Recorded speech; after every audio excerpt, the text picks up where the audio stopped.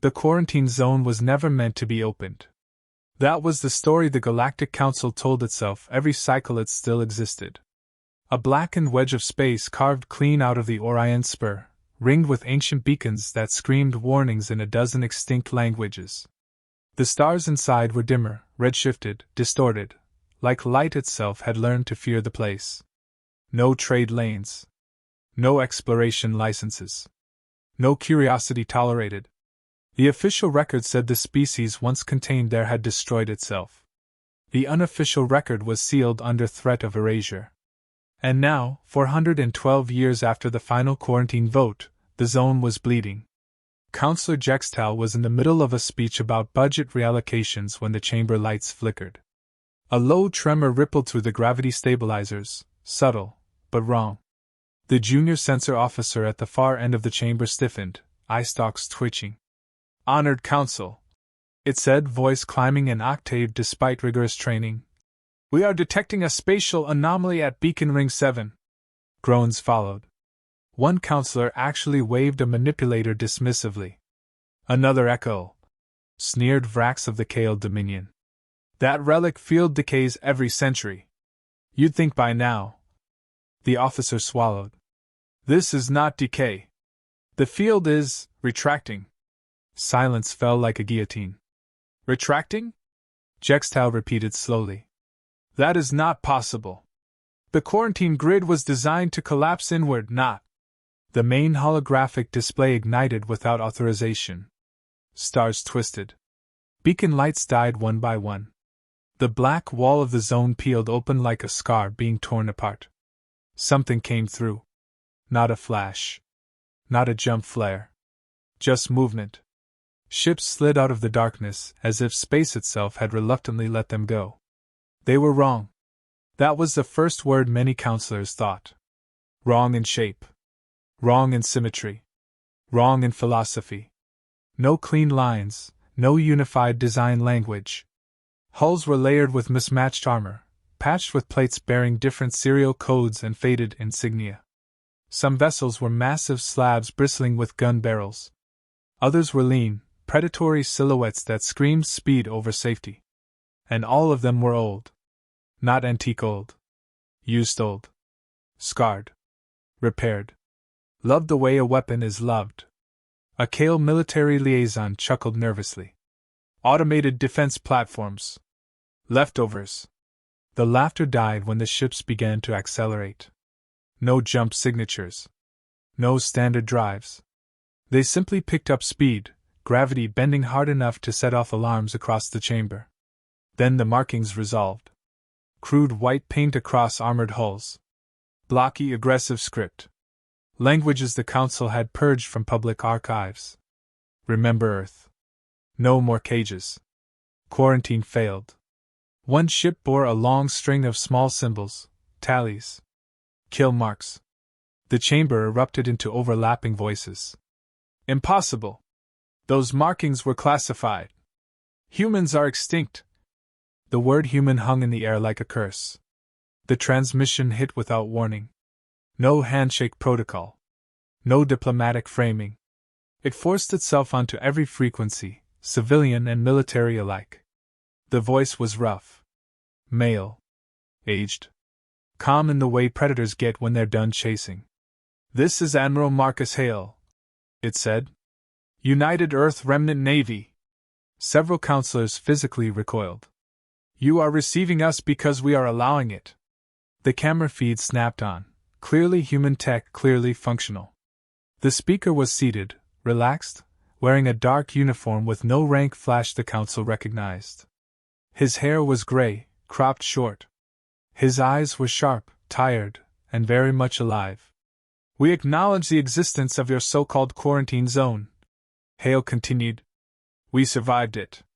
A murmur of disbelief spread. Some counselors were already pulling up sealed records, forbidden votes, erased footage. The Kale Dominion's representative snarled, mandibles flaring. "This is a violation of council space. Identify your intent immediately or be destroyed." Hale looked almost amused. "You tried that once." A pause. Just long enough to be cruel. "Didn't stick." The sensor officer screamed. Energy spikes! Multiple ships charging weapons, unknown configurations. The hologram zoomed in as alien battle groups rushed to intercept, sleek council cruisers fanning out in textbook formation. Their plasma lances glowed blue-white, elegant and terrifying. Against them, the human fleet didn't slow. One human ship detached from the formation. Smaller than the others. Ugly. Asymmetrical. Its hull was painted black, with a single line of text along its spine. Last argument. Human vessel. The Kale commander broadcast smugly. Power down and submit. Your technology is obsolete. Your shields will not withstand. The human ship vanished. Not jumped. Vanished. Then reappeared inside the Kale formation. Inside. The council's sensors went blind as space screamed. The human ship detonated, not in fire, but in mass. A compressed asteroid core, dragged through subspace and released at relativistic speed. 3 Kale cruisers ceased to exist in the same instant. Physics gave up trying to explain it. The shockwave tore the formation apart. Before anyone could process that horror, the rest of the human fleet opened fire. Railguns thundered, real thunder, transmitted through hulls via sympathetic vibration. Missiles poured out in obscene numbers, dumbed by modern standards, overwhelming point defenses through sheer stubborn volume. The Council's elegant shields folded. Human weapons punched through with brutal efficiency. Boarding pods followed, crude, armored cylinders slamming into enemy hulls. The chamber's feeds filled with chaos. Alien soldiers firing wildly. Hatches blown inward. And humans, men and women in battered armor, faces visible, eyes burning with purpose, storming through smoke and blood. One Marine kicked a fallen alien aside, checked her weapon, and snarled into her helmet mic. Quarantine this. Back in the chamber, Counselor Jextel slumped into his seat. The ancient sealed files finally decrypted. The truth scrolled past his eyes. Species designation, humanity. Threat assessment, adaptive/uncontainable. Recommendation, isolation or extinction. He looked up just as Admiral Hale's voice returned, softer now, but far more dangerous. You told the galaxy we were dead, Hale said. You told yourselves you were safe. His gaze hardened. You locked us in a cage with nothing but time. The human fleet advanced. And now, Hale finished quietly, we're done waiting.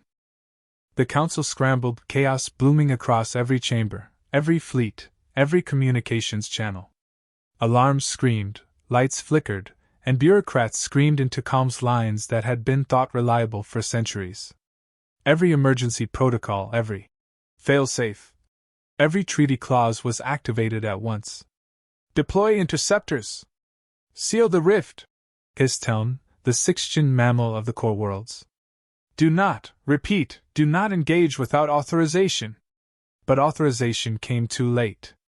The human fleet didn't negotiate. They didn't respond. They advanced. A Kale battle group tried to form a wedge, plasma lances charging in perfect synchronization, their dreadnoughts gleaming in the Council feed like trophies. Commander Vrax's mandibles clicked in satisfaction. You are about to learn why the Council. Then a single human vessel blinked into existence inside their formation. No hyperspace flash. No warning ripple. Just there. And it struck. Not with antimatter, not with exotic energy. With sheer mass. A captured asteroid, hurled at a fraction of light speed. The first Kale cruiser vaporized. The second shredded. The third imploded inward like a star collapsing. The remaining vessels faltered, shields overloaded and hulls screaming. The humans followed with kinetics. Railguns thudded across the void, hitting with the sort of precise overkill the galaxy had forgotten existed. Missiles bloomed in hundreds, dumb and relentless, eating through point defenses like a forest fire consuming dry underbrush.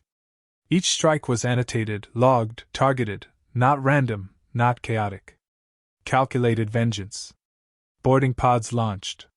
Crude armored cylinders slamming into alien cruisers with bone-jarring impact.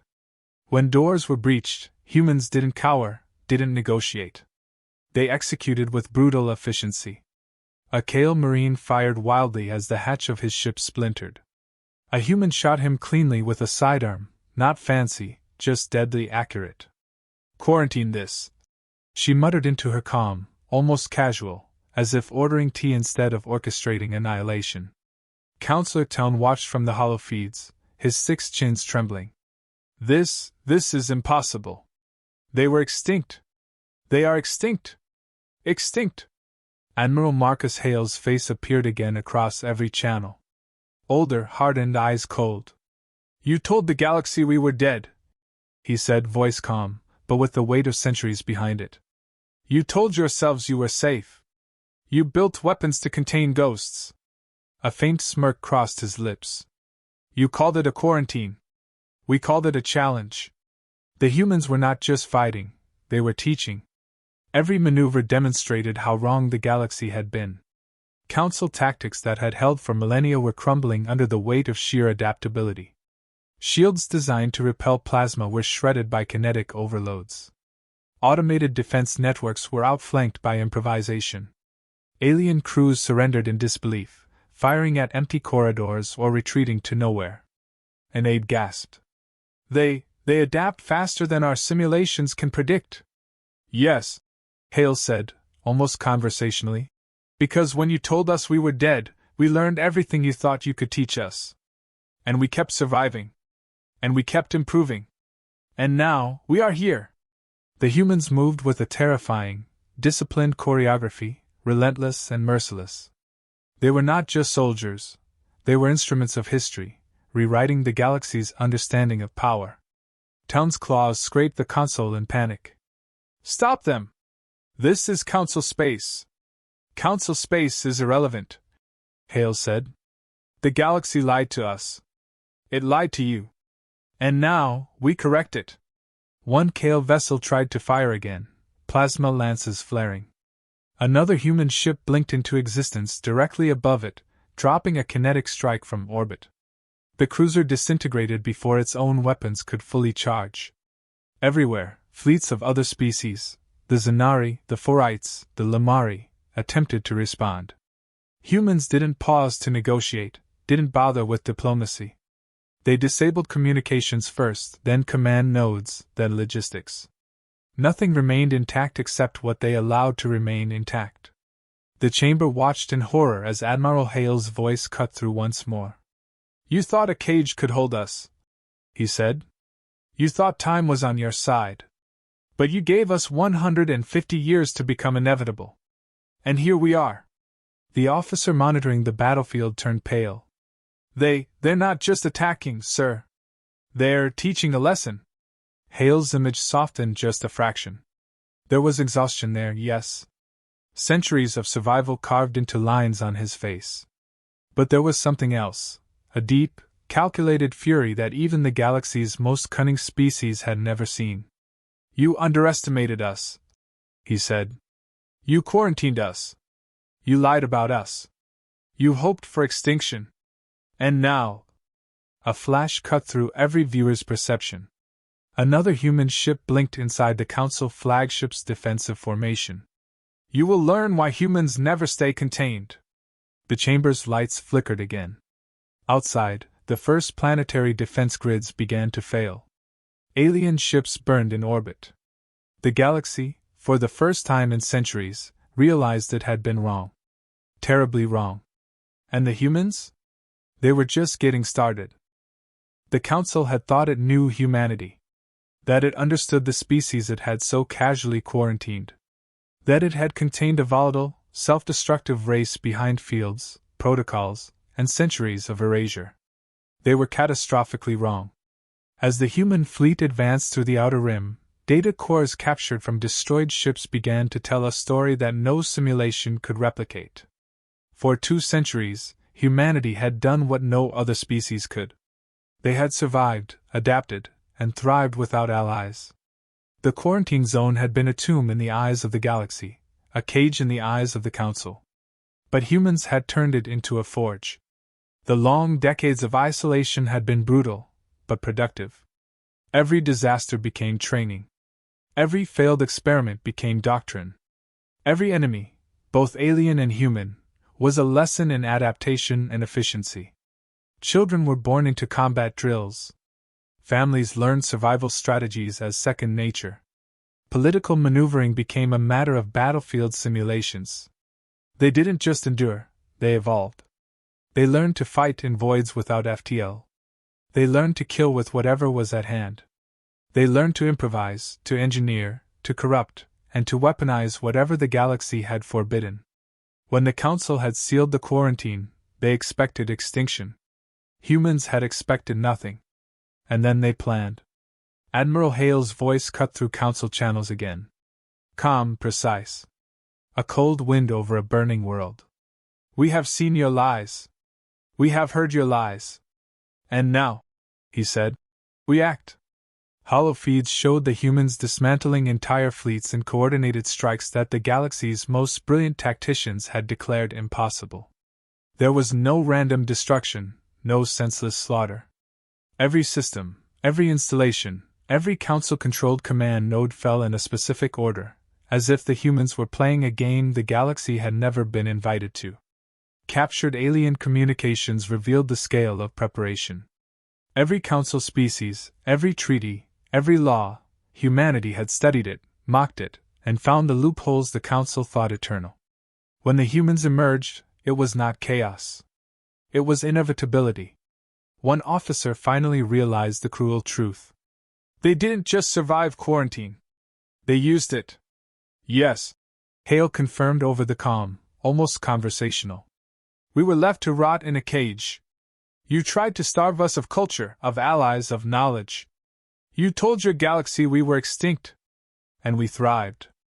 Boarding crews moved like ghosts through Council flagships, neutralizing personnel with precision rather than panic. One Marine, helmet scuffed, muttered as she planted charges in a chamber full of alien dignitaries. I hope they remember this meeting. Another human officer looked over a map of Council's supply lines. We cut them here, here, and here. By the time they realize it's too late. Hale's voice returned on the main feed, softer now, but carrying a lethal undertone. We did not come out of the quarantine to destroy indiscriminately. We came to correct. We came to remind the galaxy why humans cannot be contained, why humans cannot be underestimated. A young analyst finally asked what everyone was thinking. Why not just annihilate them? You could have destroyed the Council fleets before they even reacted. Hale's eyes narrowed. That's the easy part. Building something that lasts, that's the hard part. The humans had become both sword and architect, carving a new order from centuries of oppression. The Council's carefully constructed hierarchy, the polished facades, the rituals of superiority, all were melting under the pressure of human ingenuity. And yet, for all the devastation, the humans were not indiscriminate. Every strike, every kill, every destruction was targeted. No species was wiped out unless it had directly supported the Council's lies. Survivors were left with scars to remember, with a new rule clearly written across the galaxy: never underestimate humans again. By the time the outer Council worlds fell, the message had spread. Across the outer rim, through the core systems, across nebulae and asteroid fields, every species whispered in fear, disbelief, and awe the humans were back. They were angry. They were prepared. And they had emerged from a cage that had been meant to destroy them. On the Council homeworld, fleets scrambled too late. Command centers burned. Generals argued over communications that no longer functioned. Bureaucrats tried to issue orders that would never reach anyone. And everywhere, the humans moved forward, relentless, precise, unyielding. The galaxy had not seen humanity in 4 centuries. And the Council was about to learn what survival, adaptation, and vengeance could truly look like when humans were unleashed. By the time the humans reached the core worlds, the Council was in full collapse. Once proud civilizations, their fleets the envy of the galaxy, now scrambled in terror against tactics they had never imagined. Every protocol, every code, every ancient rule of engagement proved useless against the humans' combination of raw ingenuity and ruthless precision. Admiral Marcus Hale's fleet orbited the Council's capital. Ships bore scars from centuries-old battles, weapons mounted in configurations that made traditional tacticians weep. Yet they moved with a fluidity, a discipline, that made the entire fleet feel alive. Nothing was wasted. Nothing accidental. Every strike had a purpose, every boarding party a mission. Inside the council chamber, representatives huddled around what remained of their hollow feeds. Panic was no longer an emotion. They were witnessing history being rewritten, and they were the footnotes. A voice cracked from the corner, trembling. "Admiral Hale, what is your objective?" Hale's image appeared across every channel. His face, lined with age and burden, was calm, terrifyingly calm. "To survive," he said simply. "To ensure humanity never faces extinction again. To make certain the galaxy remembers what happens when you underestimate us." Then came the demonstration. Council ships attempting to flee were intercepted mid-hyperspace by vessels that blinked through the rift, appearing inside their formations without warning. Command hubs were disabled with minimal force. No more lives wasted than necessary, yet every strike left the Council bleeding power and credibility. The humans' approach was surgical, terrifying in its precision. Boarding parties moved through the marble halls of the Council Palace. Humans did not scream, did not taunt unnecessarily. They disarmed. They contained. They imprisoned. But the counselors, once smug with centuries of arrogance, now trembled before a species that had learned to survive everything. Hale spoke directly to them. His tone was deliberate, each word measured, each syllable carrying the weight of centuries. "You quarantined us.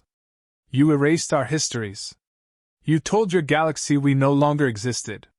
And yet here we are. Not to destroy blindly, but to correct what was broken. You are no longer in charge. Humanity is." Some counselors wept. Others tried to bargain, clawing at the last threads of power. The humans did not hesitate. They had studied negotiation, strategy, war, and survival. Every plea was countered by calm logic and relentless efficiency. 3 years later, the galaxy was unrecognizable. Former council chambers now housed human representatives. Trade routes reopened under their oversight, defense protocols redesigned, former quarantine zones dissolved permanently. Not all humans agreed with the methods. Some had fought in secret to limit collateral damage, to protect species that had no part in the Council's lies. Others saw this as justice long overdue. Yet, through it all, one principle remained: humanity could not and would not be underestimated again. Admiral Hale retired quietly to a backwater station. He opened a bar with a former alien officer he had once interrogated, a gesture that the galaxy interpreted as both mercy and mockery. "You could have destroyed them," the alien said one evening, pouring a drink. Hale chuckled, a dry, tired sound. "That's easy. Building something that lasts, that's the hard part." Outside, human patrols drifted across space, hulls scarred, weapons ready, eyes always vigilant. Rumors began to spread across the systems, warnings whispered in every language. Do not provoke humans. They remember. They always return. And deep in the former quarantine zone, a lone beacon continued to blink. Faded, ignored, and irrelevant. Humanity had emerged, not just as survivors, but as architects of a new order. The galaxy would never cage them again.